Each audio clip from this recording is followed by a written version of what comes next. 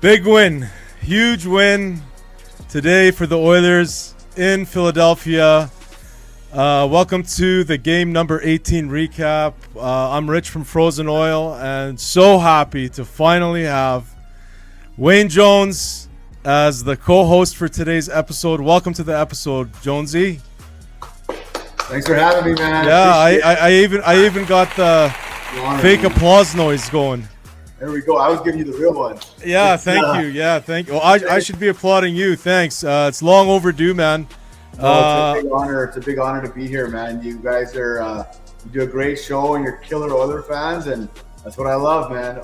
Go Oil. Yeah, you betcha. Go Oil. And just a quick history. I met Wayne a couple of years ago, prior to the podcast even beginning. And he was a great help. He was so excited about it. He saw how enthusiastic we were about the Oilers. And yeah, it's just been Wayne's a busy guy. Wayne is a comedian. He's a stand-up comedian. Improv comedian, pardon me.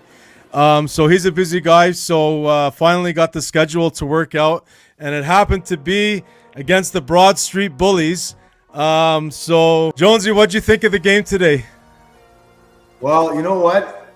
I feel like we got to look this up, but I feel like the Oilers have a pretty good record against Philly over the last few years.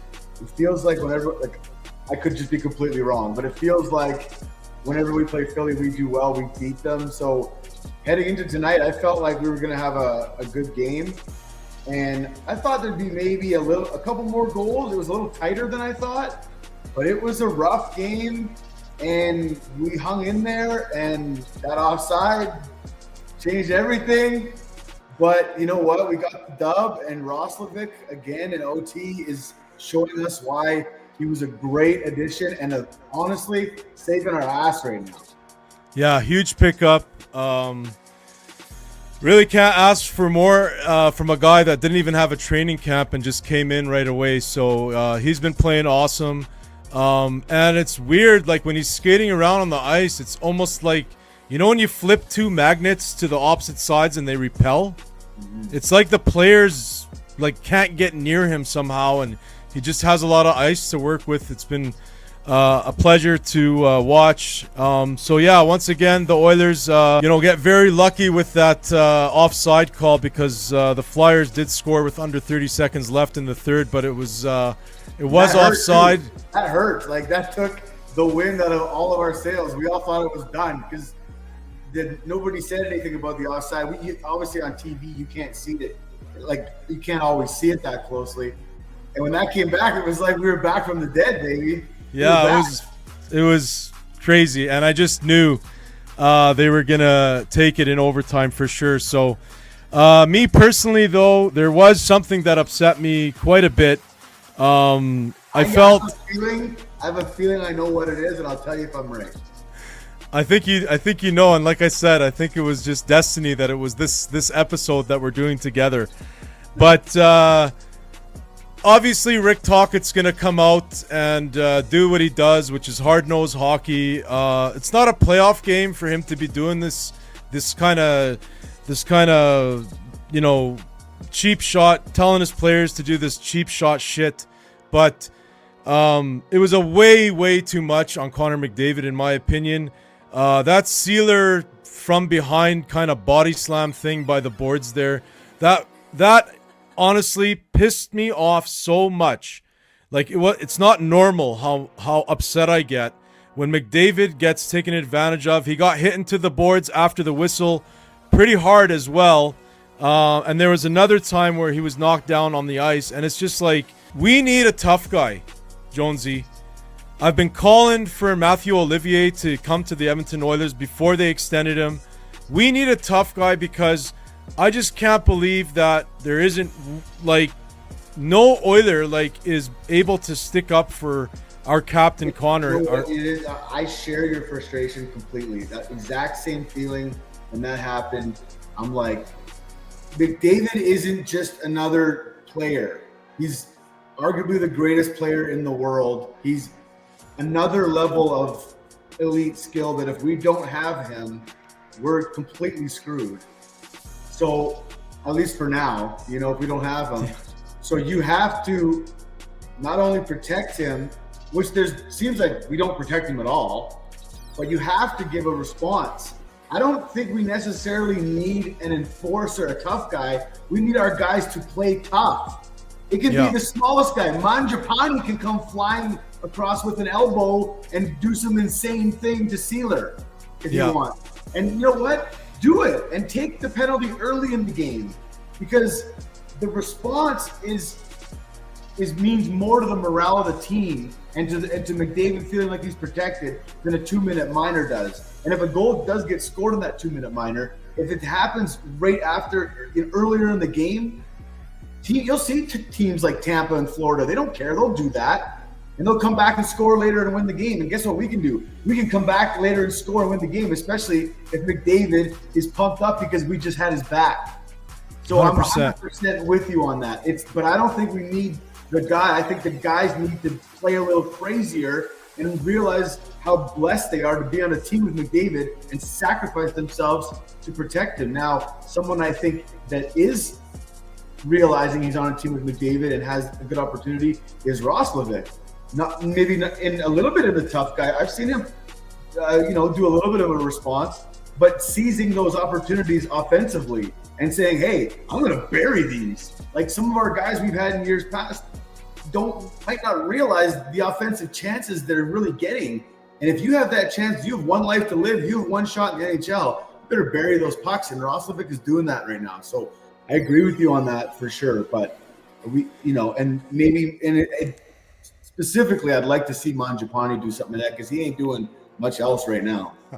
Well, like I said, typically you're gonna look to Nurse to do something there, but like I said, just they had way too many liberties with Connor, and I just hated seeing it. What I did love though, and I had a chat with a couple of guys about this, is I think we have something here in Savoie. He had a great game today, 2 assists, and just every time he was touching the puck, he was getting these 3rd and 4th line minutes, and it's just like, give this guy an opportunity. I wanted him on the 2nd line with Draisaitl and Podkolzin myself. We saw 1 game of that, and I loved what I saw, but putting him on the top line and right away he starts to produce, it's just great for the team. So I just wanted to mention that. And what are your thoughts on Savoie? I love it because he's a bit undersized, and he's been highly touted in the organization for a few years, but he's never really had the shot at the NHL level. It's always been sort of preseason, maybe a little bit here and there. But so many times we've had these highly touted guys come and they sometimes don't pan out, or they take a long time to pan out. But his vision and his sort of water bug, the way he can dart around and the way he sees the game, the way he's passing, he's making elite level offensive plays. And so he's starting to complete them. And he's not buckling under the pressure of it, where you could easily buckle under the pressure of that overtime play. We've seen it often where it's a Savoie to a Roslovic. These aren't our marquee guys. A lot of times in the past, those Oilers are bumbling that and the puck's going in the corner. These guys finished the job tonight. So Savoie is looking better and better every game. Yeah, I'm loving it. I lost my 2 young guys to offer sheets that I was cheering so hard for. So I'm glad there's some new blood to cheer for here on the Oil. So having said that, we are it is that part of the episode where we head on over to Twitter. Before we do that, I do want to remind everyone to kindly consider subscribing to the channel. Once again, this is a fan channel. You're going to get fan reactions. We're all diehard here.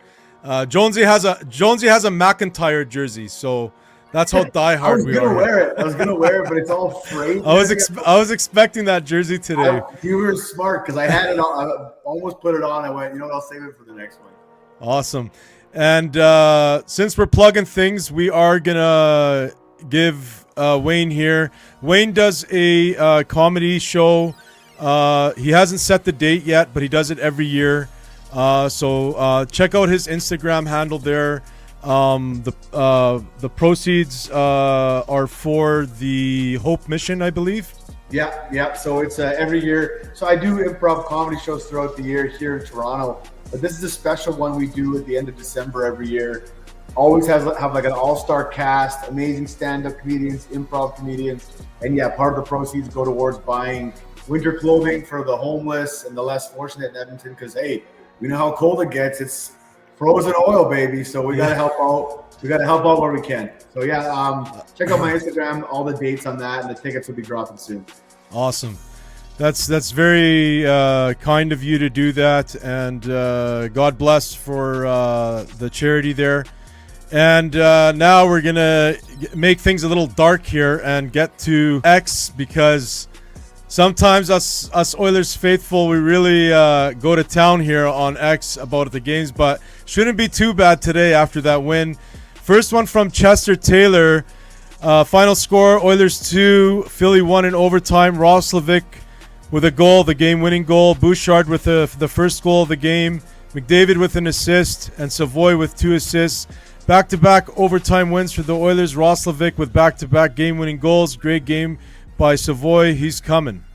I mean, he just summed up everything we just said in a tweet. So pretty much, All right, next one from Sportsnet Stats. Jack Roslovic, second player in Oilers history with OT goals in back-to-back games, joining Andrew Cogliano 3 in a row in March of 2008. I'm sure you remember those games. Yeah, I do. It was a bright spot and quite a dark time, I think, for our team in 2008. Cogliano, the Iron Man. Let's take a quick look at this goal. Canceled out, turned over. Roslovic up to Savoie for the win. There it is. He made sure. He put that in the back of the net. Yeah, he hammered that one home. Next one from Bleed Oil and Blue. Jack, be nimble. We're so lucky. Oilers win in OT. I'm 40 years old. I can't take all these overtime games. And Jonesy, this is something we talked about in our little huddle beforehand, is going through 2 back-to-back cup finals for our Oilers and losing, and then the Jays losing in the World Series recently. It's been so hard on us. It's like so hard on us, man. You have to tell kids never do drugs. They're bad for you, and the only drug you need is watching the Oilers, because there's high highs and low lows in there. The biggest roller coaster team in the world. Next one from Sean at Oilers fan Sean. Hey Oilers, can you imagine having a goalie who has only let in 1 goal in 24 shots? Nope, we get a goalie who lets 1 goal on 8 shots. So Sean's still throwing shots at Skinner there. I thought Skinner had a decent game today. How about you? I don't know what this tweet even means. Like he only let in 1 in 24 shots. Who let in 1 goal in 8 shots? Is that just what he's saying he usually does? I think that's when the first goal went in. That's where the shot count was at. Okay. Yeah. So hey, he ended up with a .952 save percentage, man. And over 900, it's usually a dub, right, buddy? Listen, we got to give Skinner his flowers when he needs them. He needs that positive reinforcement.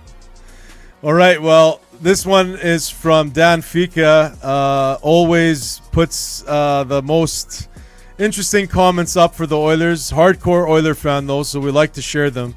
Darnell Nurse is so dumb, just dumb. Nurse, brutal giveaway there. I mean, there's another tweet that addresses that coming up, but I don't know. Sometimes Nurse, he doesn't know. He does the wrong play at the absolute worst time. It might not be like he's a -5 or 4 on the night, but he'll do that one play where it's just like, oh, that was like the worst timing ever. Yeah, when you're the last man back, when you're D-man on this team and paid that much money and you've done it before, you're not getting any slack on the mistakes you're making. Hopefully that's early season jitters. Yeah, well, 18 game jitters, I don't know, we'll see. But he usually plays a lot better. He needs 10-15 games to get going, Nurse, so hopefully it turns around. Next one from Brad Slater. How can the Oilers allow McDavid to get hit like that with no reaction? Unbelievable. And this is something we addressed at the top of the show. Yeah, again, just they need a little more grit and a little more reaction. There's another thing too. I was thinking about this is I don't see Knoblauch as that type of guy to get angry and say, hey, somebody go get that guy. You know, hey, don't let that happen, boys. I see him to be a little too calm, whereas like a Talkett or somebody else would be like, you guys aren't protecting your cat. You know, I don't know. I'm not on the bench, but I'm a little worried about that. Yeah, and I went to the Colorado game, unfortunately, and I saw no motivation from Knoblauch at all. I sometimes call him the accountant because he reminds me of my accountant. He's just so calm all the time. Next one from Tanner Dorian. It's insane to me how the Oilers can dominate this period so hard, but somehow did not draw a single call. First time that Philly has the puck in the O-zone, penalty on Edmonton. Insanity. I saw 3 or 4 penalties on McDavid that weren't called, so I kind of agree with this one. What do you think? Yeah, what was that? McDavid got the call, or what? The holding penalty? Who got the holding penalty that was called on us? The holding penalty. What penalty was that was called on us? Remember, it was a 50-50, like they were just wrestling in the corner. Yeah. Oh yes. It's slipping my mind, but I know what you're talking about. Yes. And so that wasn't a good call at all. That was Konechny was holding. Was it McDavid or no? I can't remember. But Konechny was holding whoever it was, and we got the call. So that was kind of a weird time with a game that has no calls in it to call that. Yeah. And the Oilers did go 0 for 2 on the power play, unfortunately. That was not the greatest. That could have helped out in the making this game not as close. Next one from Lars Caillou, and this is that giveaway from Nurse.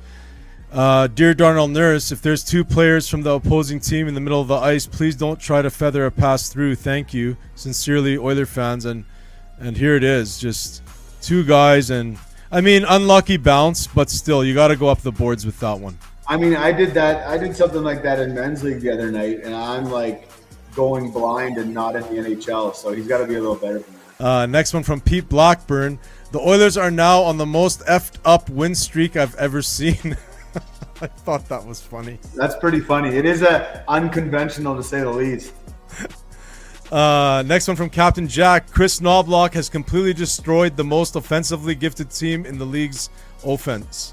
I don't know about that one. I think he wrote that wrong. Yeah, I think he's just mentioning that the offensive production is just so far down. You need to put that one through ChatGPT and retweet it. Yeah. And last but not least, from Sean, I really hate this effing team. Make me lose my mind. I raged at the go-ahead goal, turned the TV off, took my dogs outside for a pee, came upstairs, checked the score, and saw the 2-1 break for the win. F me, LOL. You knew this was what it was like, Sean, being an Oilers fan. This ain't nothing new for you. This is what it's like, baby. Yeah, so I mean, you don't need drugs. You just need the Oilers. You never turn the TV off when it comes to the Oilers, that's for sure. I learned that in 1998 with Kelly Buckberger.